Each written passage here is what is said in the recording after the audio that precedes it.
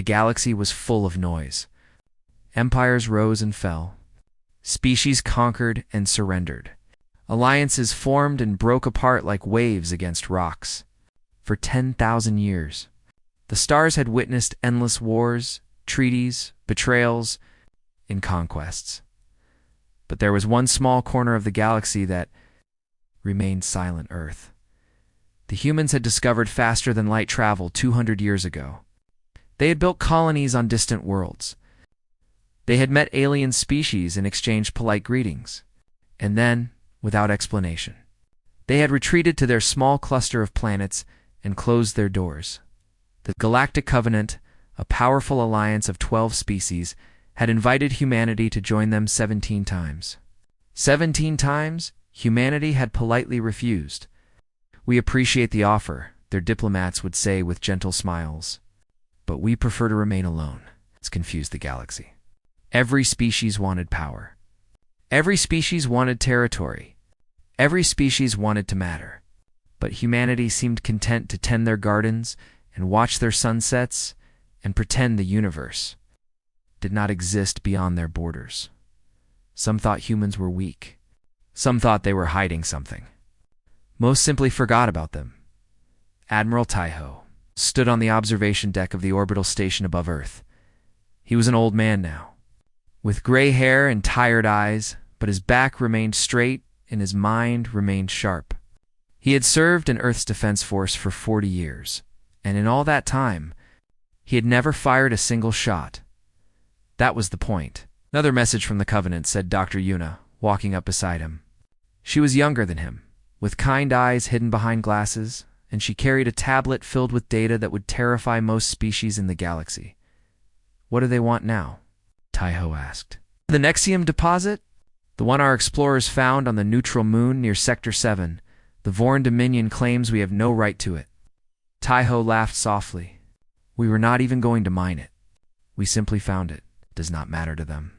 Supreme Commander Orith is calling for action. He says humanity is hoarding resources that belong to the Covenant." Taiho looked down at Earth. Blue oceans, green forests, cities that glittered like jewels in the night. 8 billion people living their lives, raising their children, dreaming their dreams. "Send Counselor Minji," he said.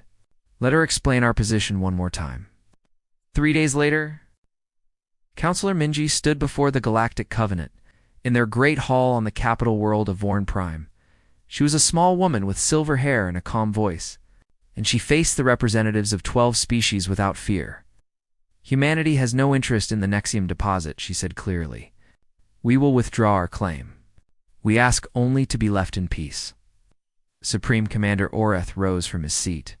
He was massive, nearly 3 meters tall, with scales the color of blood and eyes that burned with ambition. He had conquered 11 worlds in his career.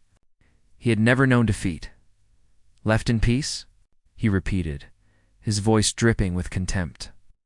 "You hide in your little corner of the galaxy, refusing to join us, refusing to trade, refusing to share your technology. And now you claim a deposit worth more than 10 planets and say you do not want it?" "That is correct," Minji replied. "Then you are liars, or you are fools. Either way, you are a threat that must be dealt with." The hall erupted in noise. Some species called for calm. Others banged their fists in agreement with Orith.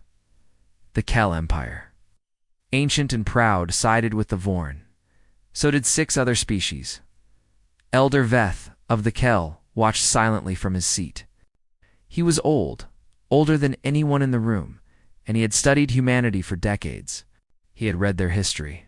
He had seen what they had done to each other before they reached the stars. "This is a mistake," he said quietly, but no one listened. The vote was held. The result was announced. The Galactic Covenant declared war on Earth. The news reached humanity within hours.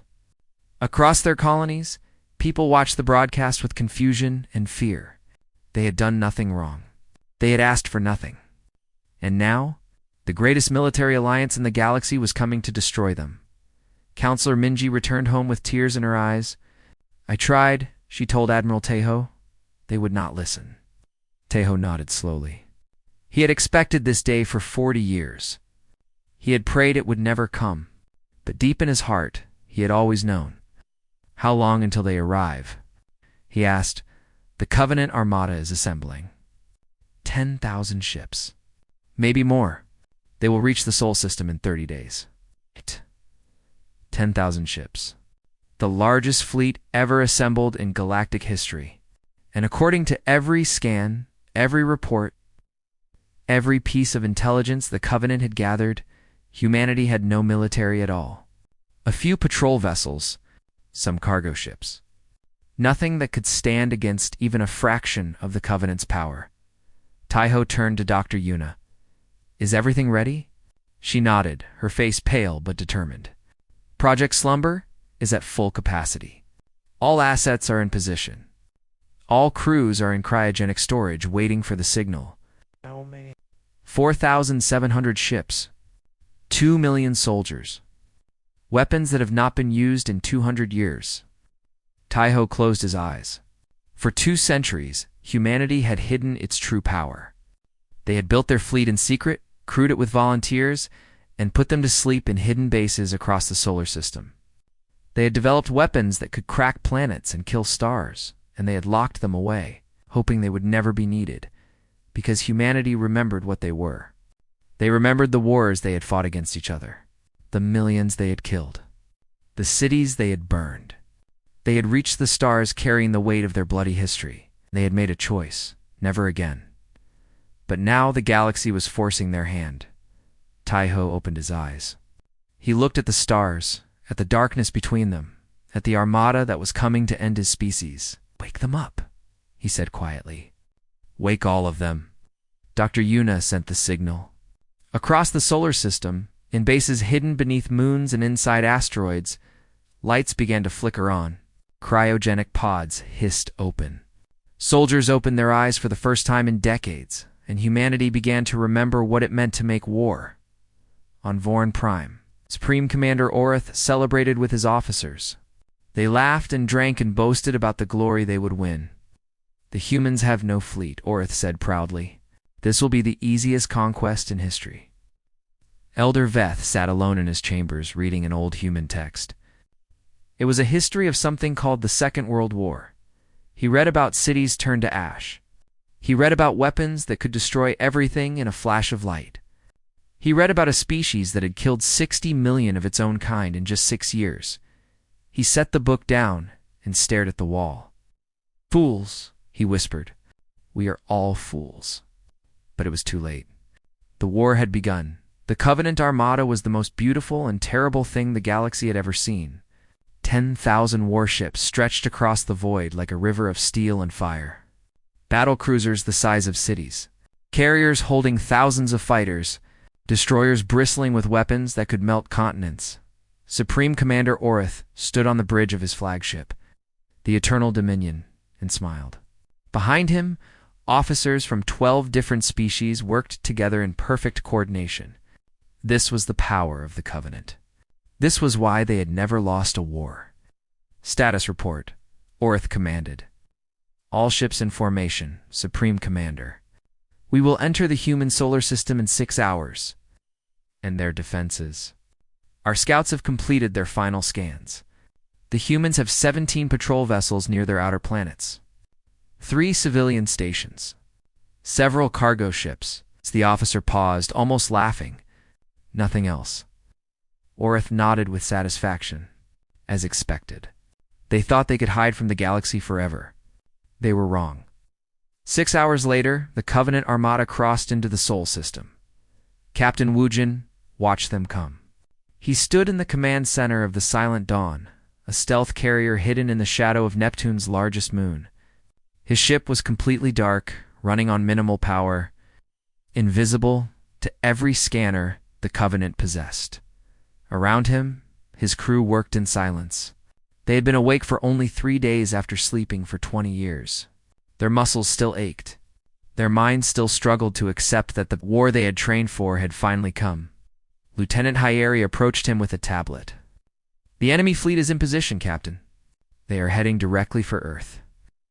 Wujin studied the display. 10,000 ships. The numbers were terrifying, but he had seen the battle plans. He knew what was about to happen. Act signal? Admiral Tai-Ho, he said. Tell him we are ready.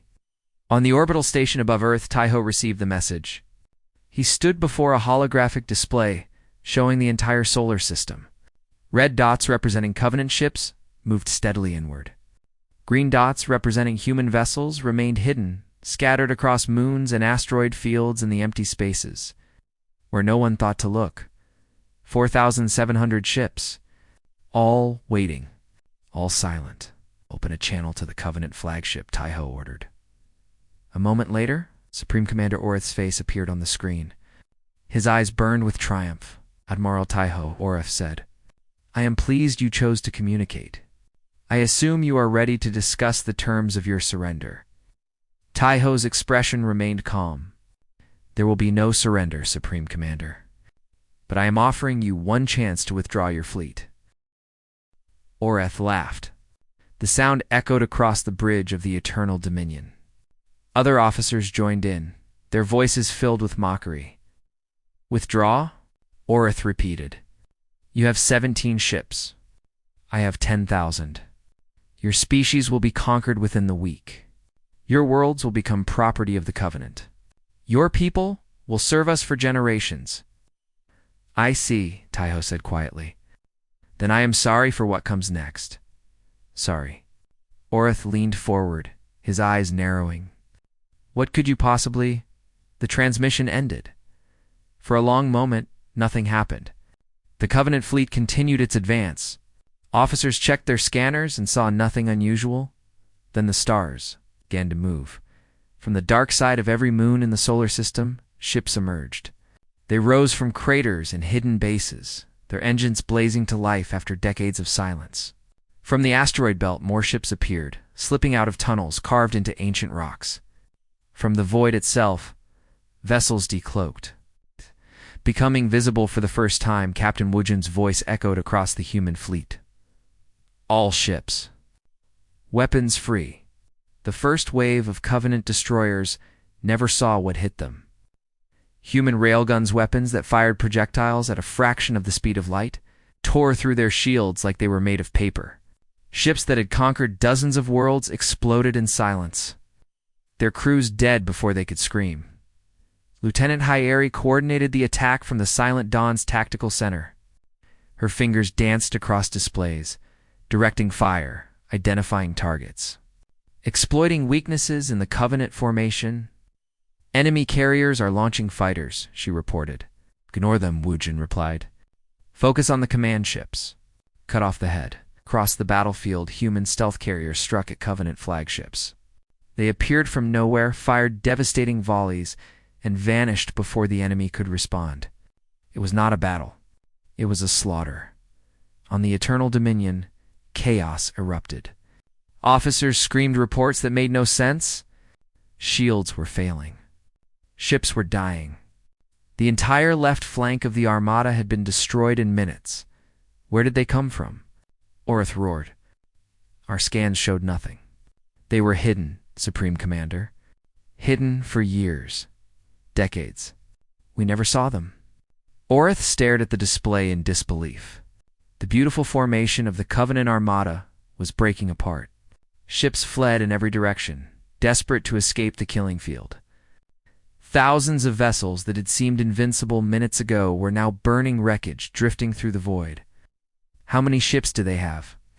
Orith demanded. The officer's voice trembled. Our estimates suggest 4,000, maybe 5,000. All heavily armed. All using weapons we have never seen before. 5,000 ships. Hidden in plain sight? Waiting for 200 years, Orith finally understood. Humanity had not been weak. Humanity had not been afraid. They had been preparing. Every day of their silence, every year of their isolation, they had been building, training, waiting, and the Covenant had walked directly into their trap. All ships retreat, Orith commanded. Fall back to the outer system. Regroup at Rally Point 7. The survivors fled. Of the 10,000 ships that had entered the Sol system, fewer than 4,000 escaped. The rest were scattered across the void as debris and frozen corpses. Captain Wujin watched them go. His face showed no joy, no triumph. Only grim determination. Should we pursue, Captain? Hyari asked. Wujin shook his head. Let them run. Let them tell the galaxy what they saw here today.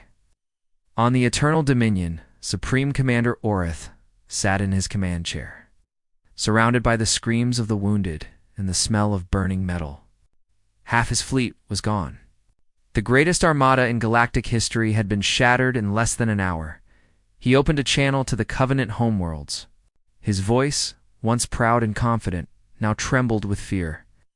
This is Supreme Commander Orith, he said. We have engaged the humans. The attack has failed. I repeat, the attack has failed. He paused, struggling to find words for what he had witnessed. They were not sleeping, he finally said. They were waiting.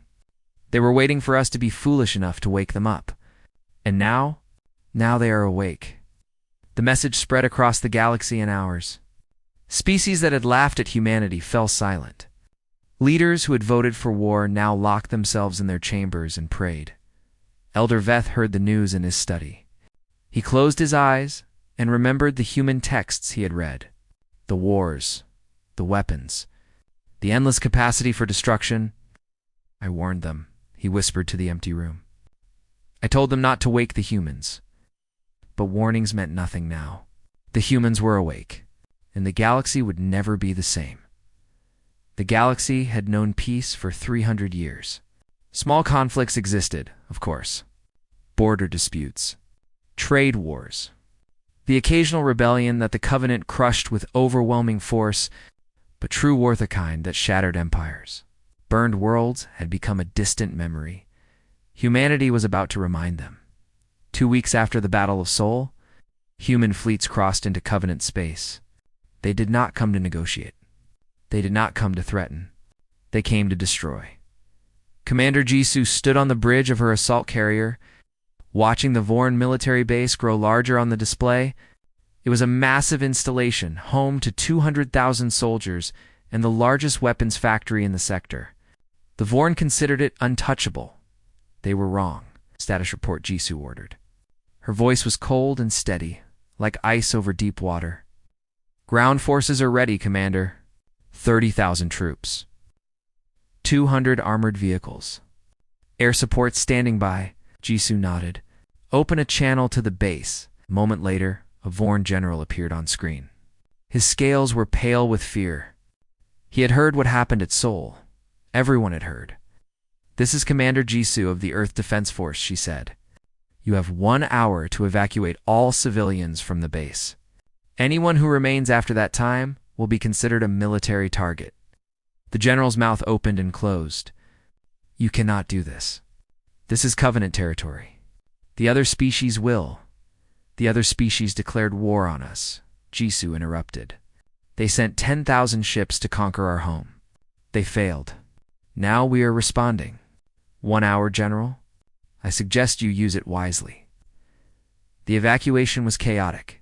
Civilians fled in every direction, cramming onto transports, running through the streets with whatever they could carry. The military tried to organize a defense, but their hands were shaking. They had seen the reports from Sol. They knew what was coming. Exactly 1 hour later, Jisoo gave the order. Human dropships descended from the sky like metal rain. Troops hit the ground running, moving with precision that came from centuries of practice. They did not waste ammunition. They did not make mistakes. Every shot found its target. Every squad moved like a single organism. The Vorn soldiers fought bravely, but bravery was not enough. Human weapons cut through their armor. Human tactics anticipated their every move. Within 6 hours, the base was silent. Jisoo walked through the ruins, her boots crunching on broken metal and shattered glass. Fires burned in the distance. The weapons factory that had taken 50 years to build was now a crater. Casualties? She asked. 12 wounded, Commander. No deaths. 12 wounded. Against 200,000 defenders on the bridge of the Silent Dawn, Captain Wu Jin received the report. Similar victories were happening across 3 different star systems. Human forces were dismantling Covenant military infrastructure with surgical precision. Lieutenant Hyeri studied the data with quiet amazement. "They cannot stop us," she said. "Every engagement ends the same way. Their weapons cannot touch us. Their tactics cannot match us." "They have never fought anyone like us," Wu Jin replied. "The Covenant has conquered species that were weaker or equal to them. They have never faced a species that spent 10,000 years fighting itself."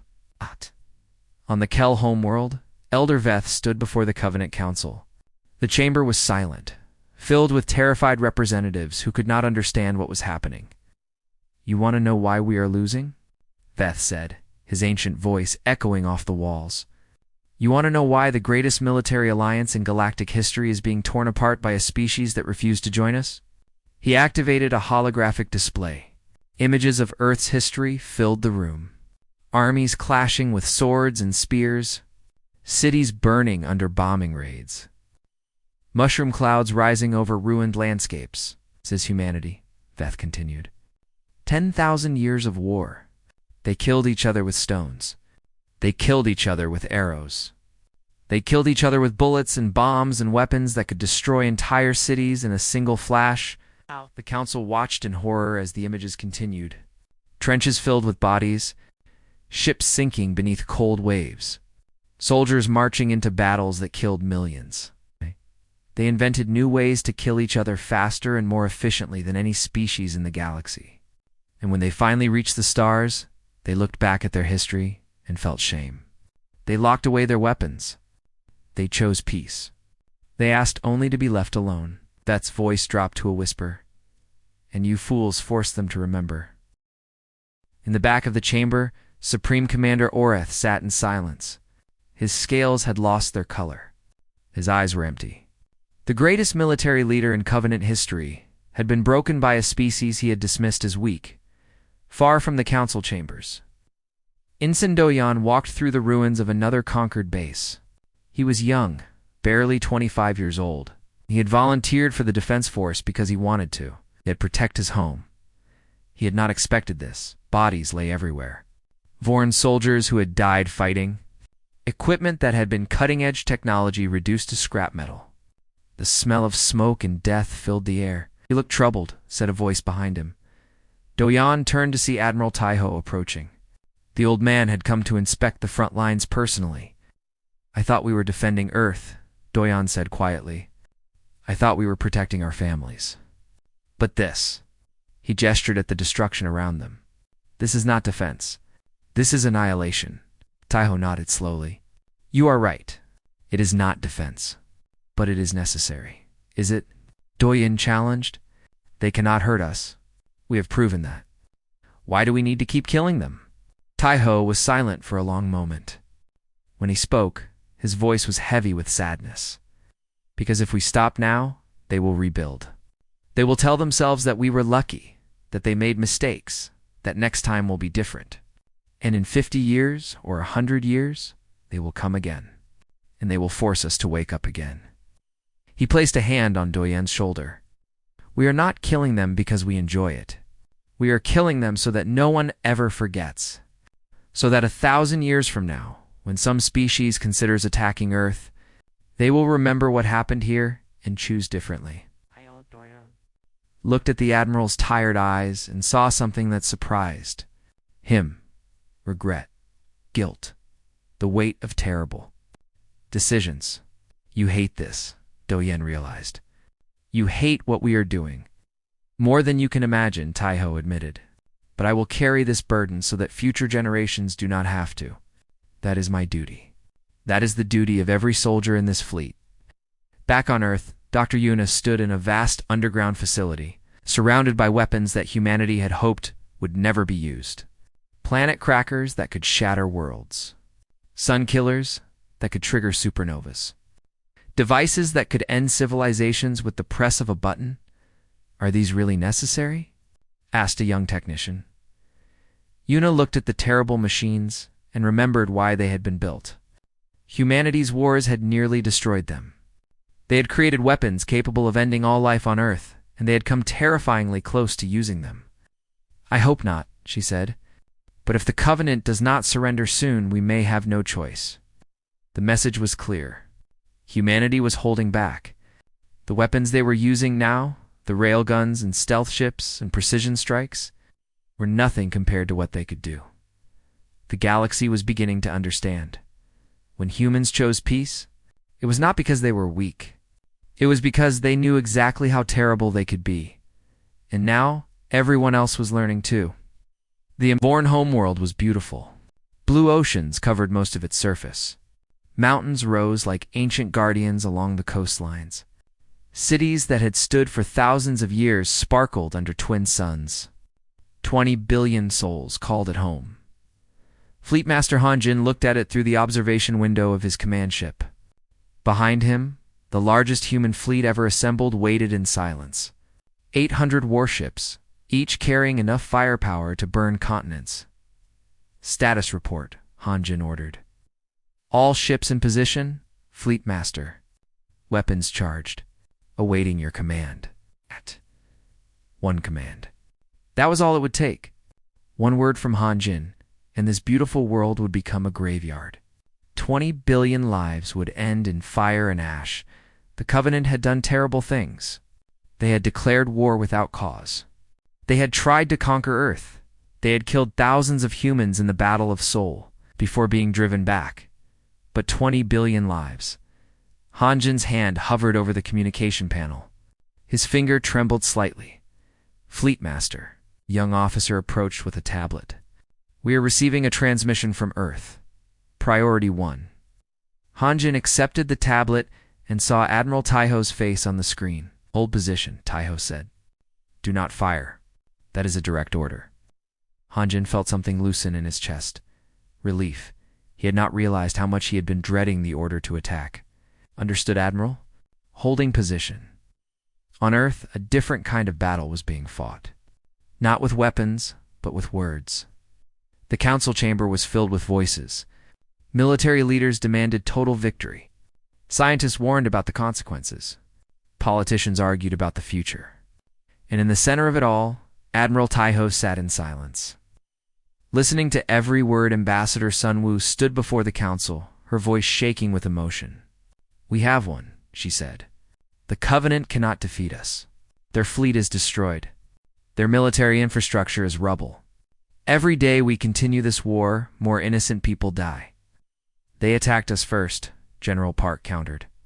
He was a hard man with scars on his face and no patience for mercy.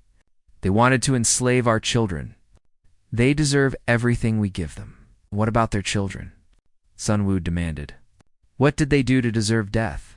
Are we going to murder 20 billion people because their leaders made a mistake?" The chamber erupted in argument. Voices overlapped, accusations flew, old wounds were reopened. Through it all, Taiho remained silent. Dr. Yuna appeared at his side. "There is someone here to see you," she said quietly. "A visitor from outside human space." Taiho raised an eyebrow. "Who?" "She calls herself High Priestess Mira. She represents the Solaria neutral species that stayed out of the war. She has traveled a very long way, and she says she has something important to show you." Taiho followed Yuna to a small room where the visitor waited. High Priestess Mira was unlike any alien he had ever seen. She was small and delicate, with skin that glowed faintly like moonlight, and eyes that seemed to hold ancient sadness. "Admiral Taiho," she said, bowing deeply. "Thank you for seeing me. You risked your life coming here," Taiho replied. "The war zone is dangerous. Some things are worth the risk." Mira held up a small device. "I have brought something for you." Recordings from the Covenant worlds, not military targets. Civilian populations. She activated the device, and holograms filled the room. Taiho saw families huddled in shelters, holding their children close. He saw schools where young aliens learned that monsters from Earth were coming to kill them. He saw hospitals overwhelmed with wounded refugees. He saw an elderly Vorn female weeping over the photograph of her son, a soldier, who had died at Seoul. "These are not warriors," Mira said softly. "These are mothers and fathers, children and grandparents. They did not vote for this war. They did not want this war. But they will die if you continue. Taiho watched the images in silence.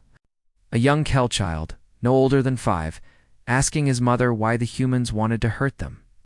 A Vorn doctor, working without sleep to save lives, knowing that each day might be her last. "Why are you showing me this?" Taiho asked. "'Cause I believe you are not monsters," Mira replied. "I have studied your species. I know your history. I know the terrible things you have done to each other. But I also know the beautiful things.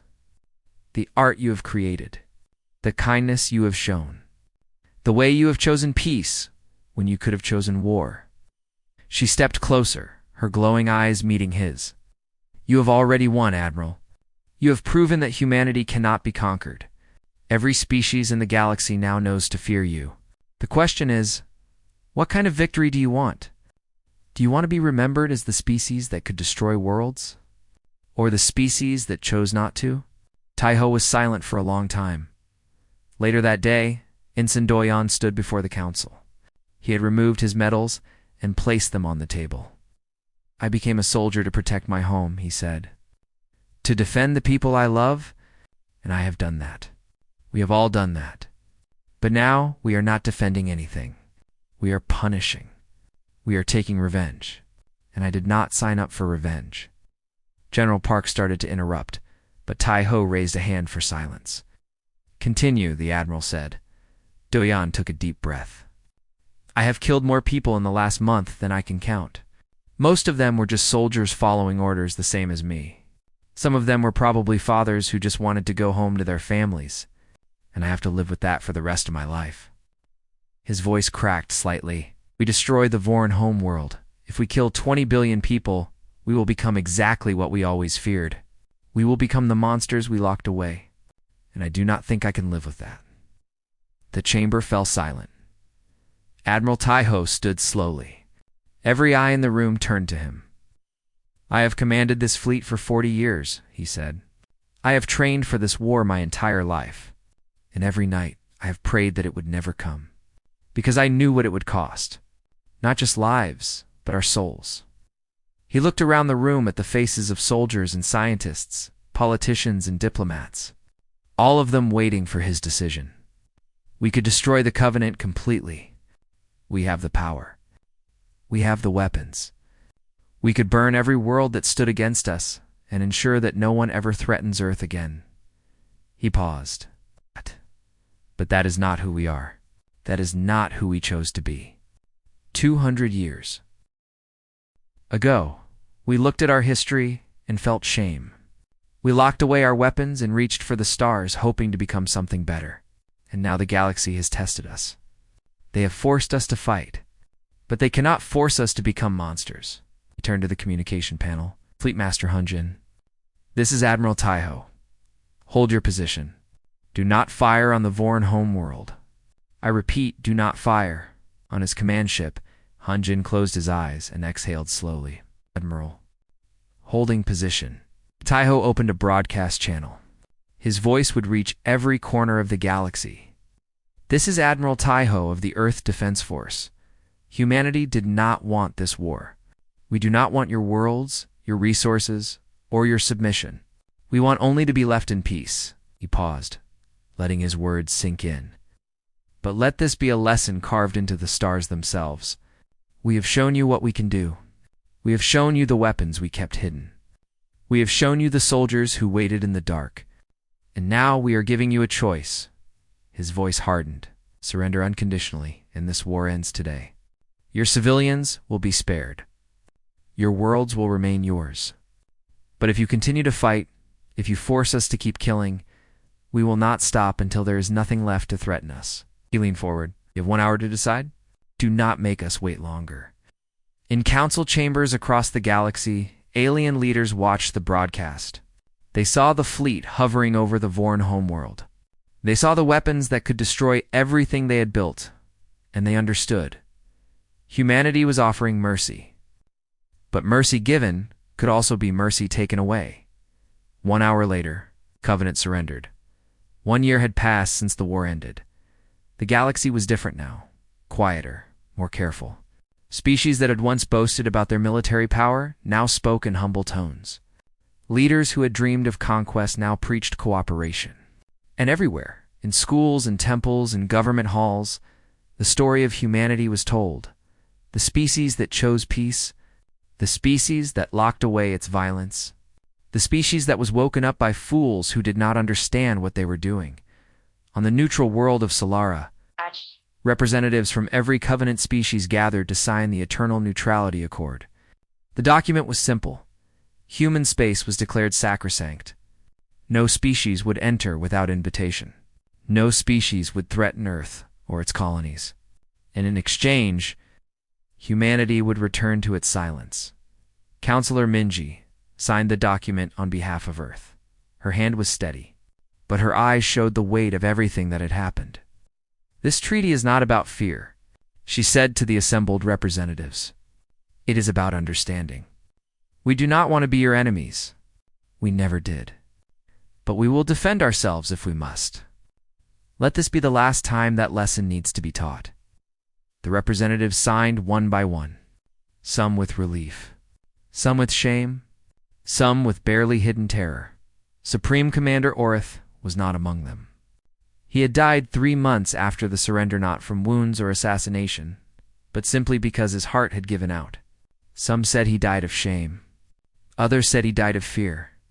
Either way, the greatest military leader the Vorn had ever produced was gone, remembered only for the disaster he had caused. On the Kel homeworld, Elder Veth began his new work. The Covenant had agreed to teach humanity's history to every species as part of the peace terms, and Veth had volunteered to be the one to teach it. He stood before a classroom of young aliens from a dozen different species. Their eyes were wide with curiosity and fear.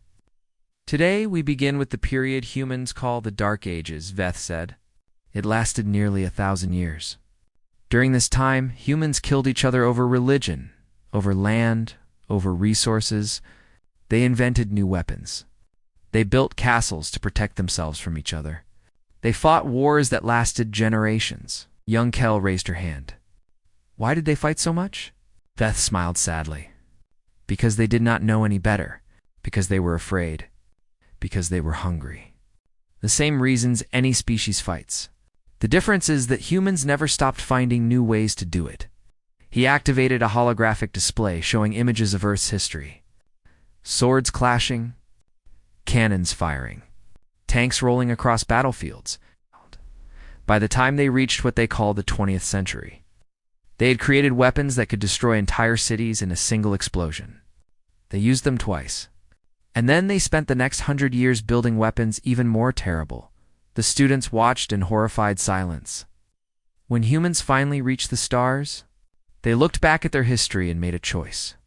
They decided they did not want to be that species anymore. They locked away their weapons. They refused to join our covenant. They asked only to be left in peace. Veth's voice hardened. And we in our arrogance decided they were weak. We declared war. We sent our greatest fleet, and we learned the truth. He looked at each student in turn. They were never weak. They were never afraid. They simply did not want to be what they used to be. And when we forced them to remember, they showed us exactly why they had wanted to forget. On Earth, life returned to normal. The ships went back to their hidden bases. The soldiers returned to cryogenic sleep. The weapons were sealed away once more, waiting in the darkness for a day that everyone hoped would never come. Captain Ujin and Lieutenant Hyeri left the military together. They bought a small farm on the coast of Korea and spent their days growing vegetables and watching the ocean. Sometimes, late at night, they would wake up screaming from dreams of burning ships and dying soldiers. But the dreams came less often now. Commander Jisoo became a teacher at the military academy. She trained the next generation of soldiers not to fight, but to understand when fighting was necessary and when it was not. Violence is always a choice, she told her students. Sometimes it is the right choice. Sometimes it is the only choice. But it should never be the easy choice. The moment you stop feeling the weight of taking a life, you have lost something that you can never get back. Ensign Do-yoon, now Lieutenant Do-yoon, joined the diplomatic corps. He traveled to alien worlds, building bridges, making connections, trying to ensure that war would never come again. Ambassador Sun Wu became his mentor, teaching him the art of peace after he had learned the art of war. "We proved we could destroy them," Sun Wu told him once. "Now we have to prove we can live with them." Dr. Yuna oversaw the decommissioning of the most terrible weapons. Some were dismantled completely. Others were hidden in places even more secure than before. She hoped they would never be needed. But she was too practical to assume that hope would be enough. And Admiral Taiho retired. He bought a small house in a village in the mountains of Korea. It had a garden where he grew flowers and vegetables. It had a porch where he could sit and watch the sunset. It was quiet and peaceful, everything he had fought to protect. One day, Dr. Yuna came to visit him. She found him in his garden, carefully tending a row of roses. "They are beautiful," she said. "They are delicate," Taiho replied. "They need care, attention, protection from the cold and the wind. But when they bloom, they are worth all the effort." Straightened up and looked at her. "You did not come here to discuss flowers," Yuna smiled. "No. I came to ask you a question. Do you think the peace will last?" Taiho was silent for a long moment. He looked at his flowers, at the mountains in the distance, at the sky that was turning gold with the setting sun. "Perhaps," he said finally. "For a generation, maybe two, maybe even 1,000 years. The memory of what we did will fade eventually. Fear always fades. And when it does, some species somewhere will look at Earth and see an opportunity. They will tell themselves that times have changed, that humans have grown soft, that the stories were exaggerated." He smiled, but there was no joy in it. "And they will wake us up again." Yuna shivered, despite the warm evening air. "That is a dark thought. It is a realistic one." Taiho picked a rose and handed it to her. "But that is not my burden to carry anymore. I did my duty. I protected my home. Now it is time for the next generation to decide what kind of species we want to be." He looked toward the horizon where the first stars were beginning to appear. "I hope they choose peace. I hope they never have to remember what we remembered. But if they do, if someday the galaxy forces humanity to wake up again, I know they will be ready." Far away in the depths of space, the hidden bases waited. Ships rested in the darkness, their systems dormant but ready. Soldiers slept in cryogenic pods, dreaming of homes they might never see again, and in the darkest vaults. The terrible weapons remained sealed: planet crackers, sun killers, devices that could end. Civilizations with the push of a button, humanity had put them away. Humanity had chosen peace, but they had not forgotten how to make war. And the galaxy finally, painfully, terrifyingly, had learned never to forget that in schools across 1,000 worlds. Young aliens learned the lesson. In council chambers, in military academies, in temples of worship, the story was told. And always, always, it ended with the same warning: let humanity sleep. Do not wake them. Because if you do, you will learn what they learned long ago. Some monsters choose to be kind. Some demons choose to be gentle. Some species capable of unimaginable destruction choose peace.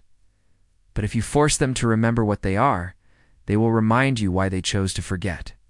And by then, it will be too late.